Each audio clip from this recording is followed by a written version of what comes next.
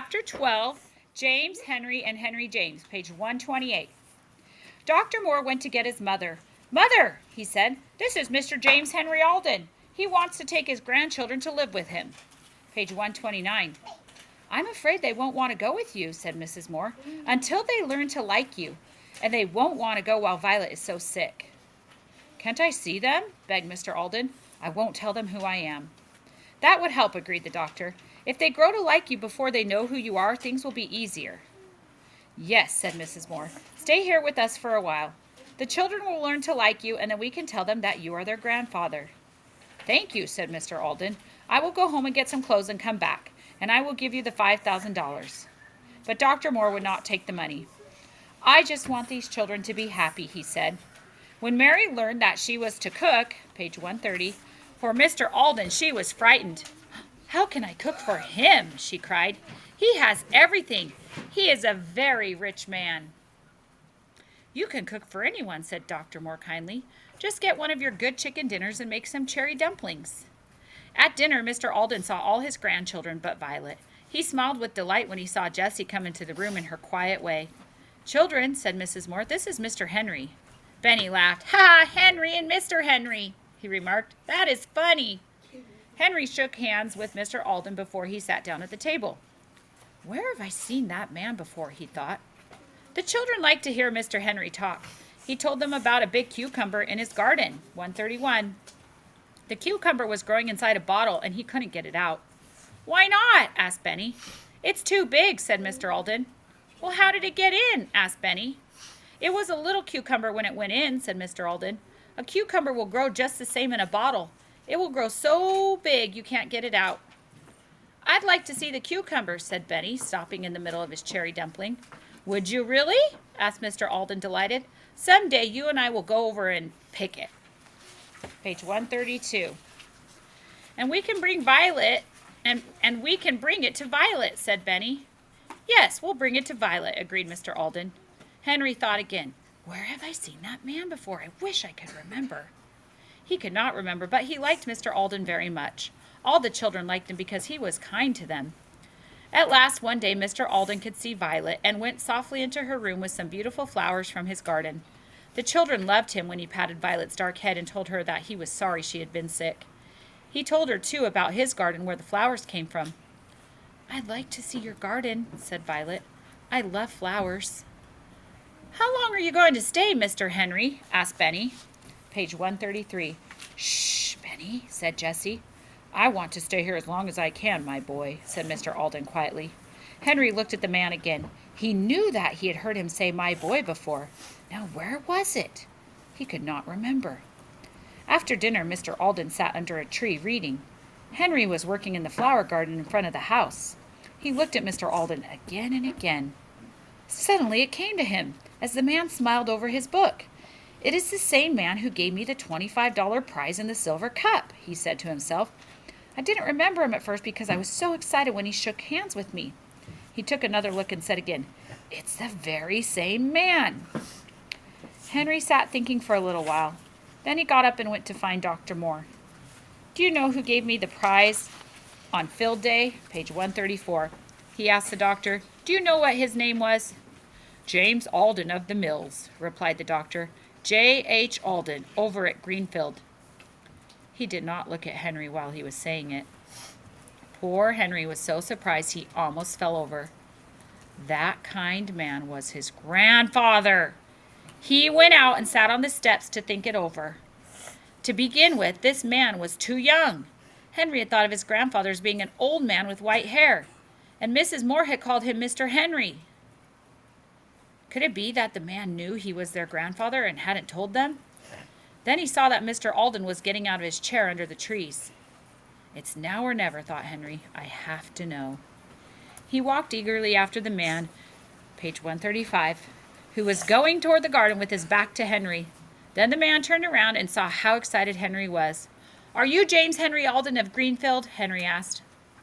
"I am, my boy," replied Mr. Alden with a smile. "Does that mean you know that I know you are Henry James Alden?" "Yes," said Henry quietly. Then James Henry Alden shook hands again with Henry James Alden. Jessie and Benny came across the grass just in time to hear Henry say, "But, Grandfather—" "Grandfather!" cried Jessie. "What do you mean, Henry?" "Yes, Jessie," said Henry eagerly. "He's the man we've been running away from all this time." "I thought you were old," said Benny. "And cross. Jessie said so." 136. "I didn't know, Benny," said Jessie. Her face was red. To think of running away from this kind man. But her grandfather did not seem to mind. He patted her on the head and said, "Let's go up and see Violet." There was no stopping Benny. He hurried into Violet's room, holding Mr. Alden by the hand and shouting, "It's Grandfather, Violet, and he isn't cross after all." "What do you mean?" asked Violet. "Isn't he Mr. Henry?" "My name is James Henry Alden," replied her grandfather. "And my name is Henry James Alden," cried Henry. "Well, well," said Dr. Moore. Violet held on to her grandfather's hand and listened to the rest talking excitedly. "Where have you been living?" asked Mr. Alden at last. Page 137. They all looked at each other, even Dr. Moore and his mother. Then they all laughed as if they never would stop. "You just ought to see," said Dr. Moore. "What?" cried all the children at once. "You never saw it in the daytime." "Is that so?" laughed the doctor. "I have seen it many times in the daytime." "Seen what?" asked Mr. Alden. "Our house," said Jessie. "We have been living in a boxcar in the woods." Then they all began to tell him about the dump and the dishes and the brook and the swimming pool. "They have 4 beds of pine needles in the car," said Dr. Moore. "How do you know?" asked Jessie. "Well," said Dr. Moore, "the first day Henry worked for me, I walked after him as far as the hill." "Why did you do that?" asked Mr. Alden. Page 138. "I liked him. I saw he was a fine boy and I wanted to see where he lived." "But you can't see the boxcar from the hill," said Jessie. "No, but I came back that night and looked around," said Dr. Moore. "About 10 o'clock?" cried Jessie. "Yes," said the doctor. "I stepped on a stick and you heard me." "A rabbit!" cried Jessie and Henry. "Watch barked." "Yes, I heard the dog bark, so I knew you were in the boxcar. Then I went home." "But you came back?" asked Jessie. "Oh, yes, when you were picking cherries." Page 139. "I went up to see your house. I wanted to see if you had enough to eat and enough dishes." "Why didn't you tell me?" asked Mr. Alden. "Didn't you know they were my grandchildren?" The doctor laughed. "Yes, I did, but they were having such a fine time that I didn't want to tell. They got along very well until Violet got sick. Then I told you." "I'm glad you did," said Mr. Alden. "I have seen your house too," said Mrs. Moore. "I went up one day and saw all your dishes. I liked your big pitcher and teapot." "All of you have seen it but me?" said Mr. Alden. "We'll show it to you," cried Benny. "I'll show you my cart made out of wheels and my pink cup." "Good for you, Benny," said his grandfather, much pleased. "When Violet gets," page 140, "well, we'll all go up there. If you will show me your house, I will show you my house." "Do you have a house?" asked Benny in surprise. "Yes, you can live there with me if you like it. I have been looking for you children for a long time."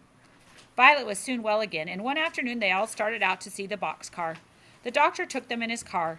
Many people looked out their windows to watch Mr. Alden and his grandchildren. They were glad that the children had found such a kind grandfather at last. When they arrived at their old home, they ran around, all talking excitedly. Watch sniffed and sniffed all around, looking for the bone he had buried. Everything was the same. "Here is the dam for the pool," said Henry to his grandfather. Page 141. "See our building?" shouted Benny, for that was what he called the fireplace.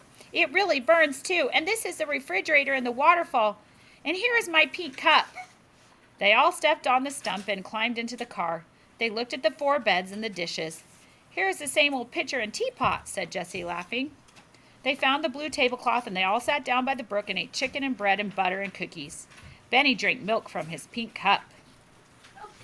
Page 142. "Come, we ought to go now," said Dr. Moore at last. "The sun is going down. I don't want Violet to take any more cold." They closed the boxcar door and said goodbye, but they were all sorry to go. "Tomorrow," said Mr. Alden, "will all of you come to see my house?" "Oh, yes," cried the children happily. They did not know what a beautiful house it was and what good times they were going to have in it. That's the end of that chapter.